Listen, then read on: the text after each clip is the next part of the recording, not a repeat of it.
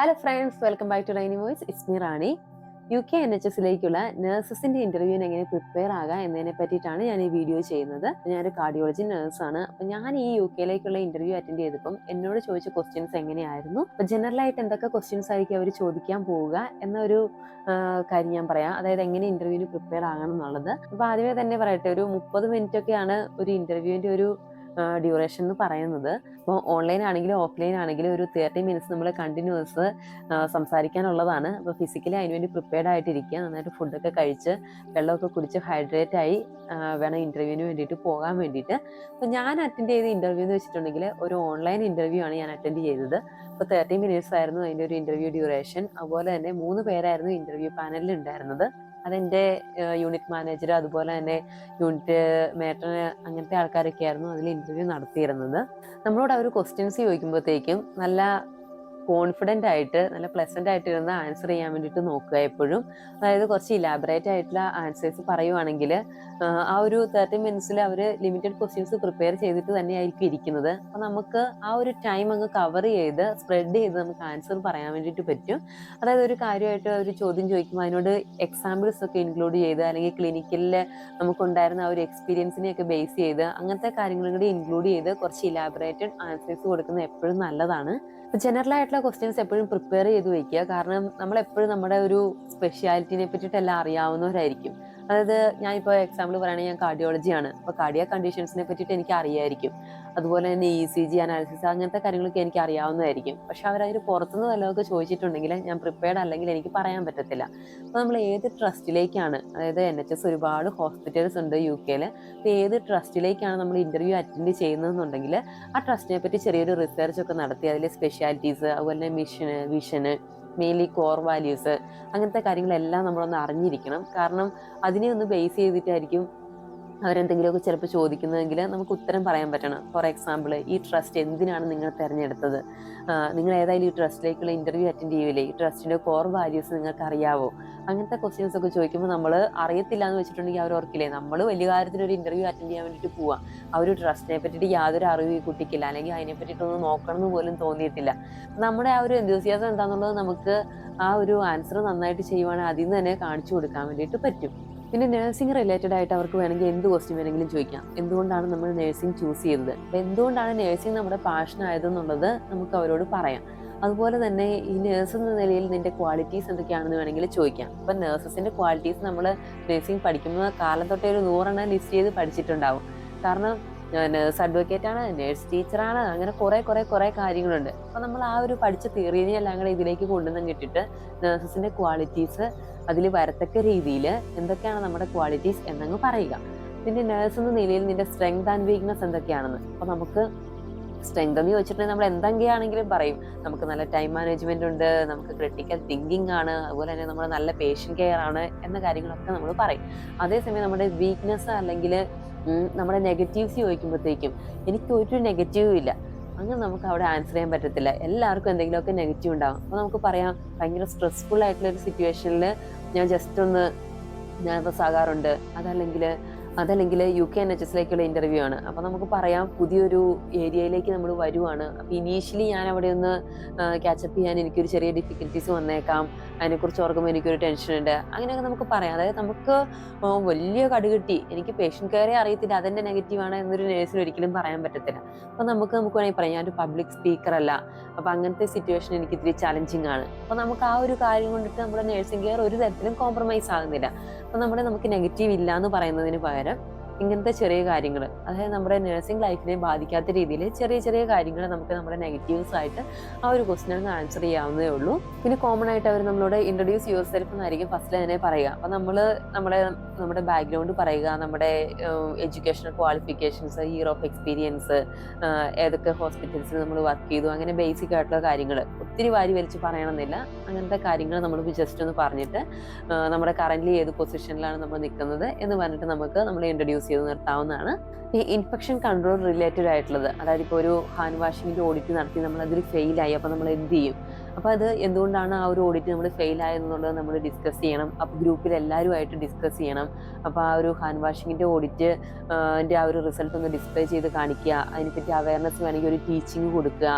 അങ്ങനത്തെ ആ ഒരു പല പല പോയിന്റ്സ്, അതായത് ജസ്റ്റ് ഡെമോൺസ്ട്രേഷനൊക്കെ നടത്തണമെങ്കിൽ നടത്തുക, അതുപോലെ തന്നെ റീഅഷുറൻസ് കൊടുക്കുക, എപ്പോഴും ഈ കാര്യങ്ങളൊക്കെ ഹാൻഡ് വാഷിംഗ് ഒക്കെ ചെയ്യാൻ വേണ്ടിയിട്ട് 5 മൊമെന്റ്സ് ആണ് ഹാൻഡ് വാഷിനുള്ളത്.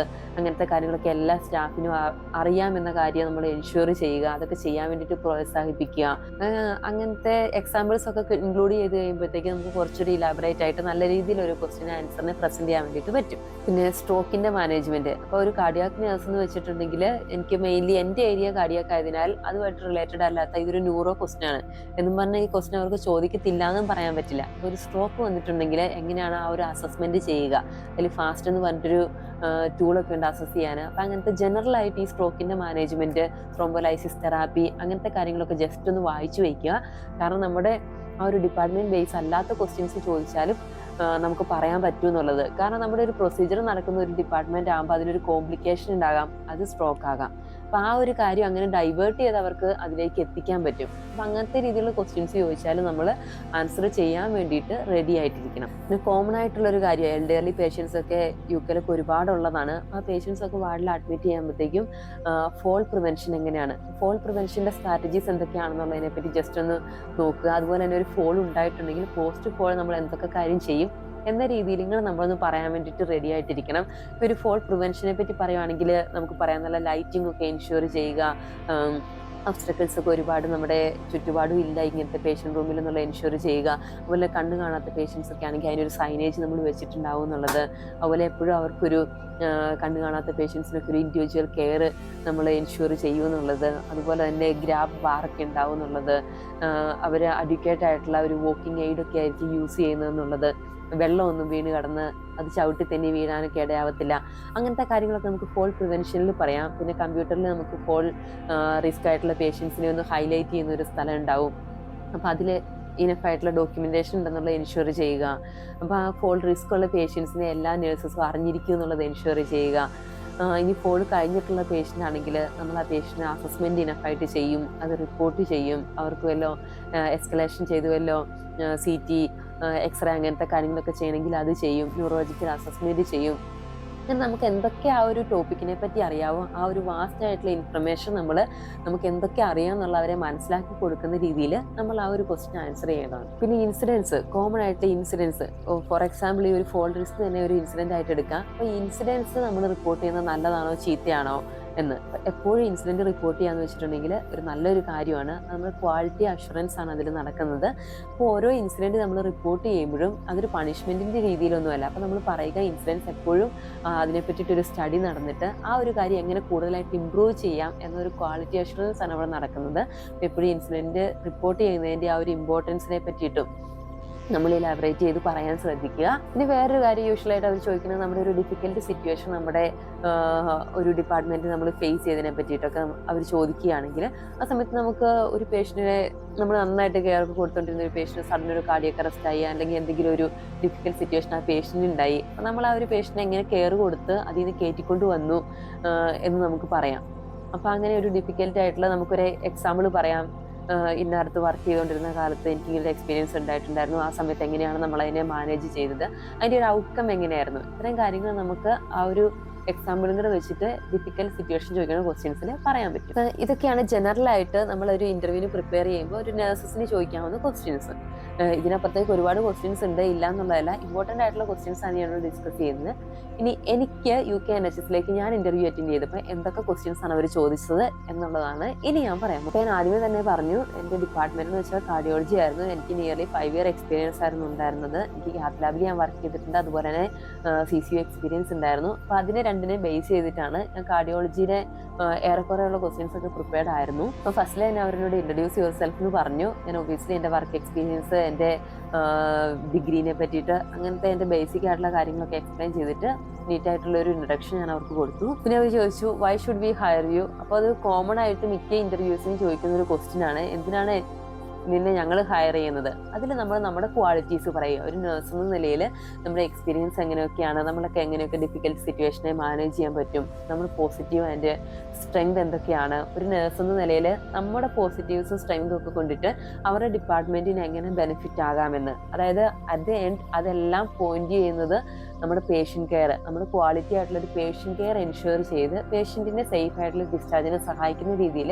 നമ്മൾ പറഞ്ഞു നിർത്തുക. അടുത്ത ഒരു ക്വസ്റ്റൻ അവരോട് ചോദിച്ചെന്ന് വെച്ചിട്ടുണ്ടെങ്കിൽ, നമ്മുടെ ഡിപ്പാർട്ട്മെൻറ്റിൽ നമ്മൾ വർക്ക് ചെയ്യുന്ന ദിവസം ഒരു പേഷ്യൻ്റ് അല്ലെങ്കിൽ പേഷ്യൻ്റ് റിലേറ്റീവ് നമ്മളുമായിട്ടൊരു ഇഷ്യൂവിന് വന്നു, അവർ ഭയങ്കര ഒരു കോൺഫ്ലിക്റ്റ് സിറ്റുവേഷൻ അവിടെ ക്രിയേറ്റ് ചെയ്തു, ഭയങ്കര ബഹളമൊക്കെ ആക്കി, നമ്മൾ എങ്ങനെ മാനേജ് ചെയ്യുമെന്ന്. അപ്പം അങ്ങനെ നമ്മൾ പറയുന്ന ഒരു ക്വസ്റ്റ്യൻ ആകുമ്പോഴത്തേക്കും നമ്മൾ പറയുക, ഒരിക്കലും നമ്മൾ അവരെ പ്രൊവോക്ക് ചെയ്യാൻ വേണ്ടിയിട്ട് നമ്മൾ നോക്കത്തില്ല. നമ്മൾ മാക്സിമം നമ്മുടെ സൈഡിൽ നിന്ന് നമ്മൾ ഭയങ്കര കാമായിരിക്കും. അതുപോലെ തന്നെ അവരെ ഒരു പ്രൈവറ്റ് ആയിട്ടുള്ള ഒരു സ്ഥലത്തേക്ക് മാറ്റി നിർത്തി സംസാരിക്കാൻ നമ്മൾ മാക്സിമം നോക്കും. പിന്നെ അവരെ എന്താണ് പറയുന്നത് എന്നുള്ളത് ഒരു ആക്റ്റീവ് ലിസണറായിട്ട് നമ്മൾ ഫുള്ളായിട്ട് കേൾക്കും.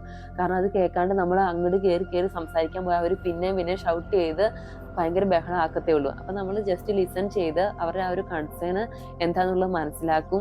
മാക്സിമം നമുക്ക് എങ്ങനെയാണോ അതുവരെ പറഞ്ഞ് മനസ്സിലാക്കാൻ പറ്റുക, അല്ലെങ്കിൽ അവരുടെ ജെന്യുവൻ ആയിട്ടുള്ള ഒരു ആവശ്യമാണെങ്കിൽ അതെന്താണോ എന്നുള്ളത് നമ്മൾ ചെക്ക് ചെയ്യും, അല്ലെങ്കിൽ അത് ഓക്കെ ആക്കി കൊടുക്കാൻ നോക്കും. ആ രീതിയിലൊക്കെ പറയുക.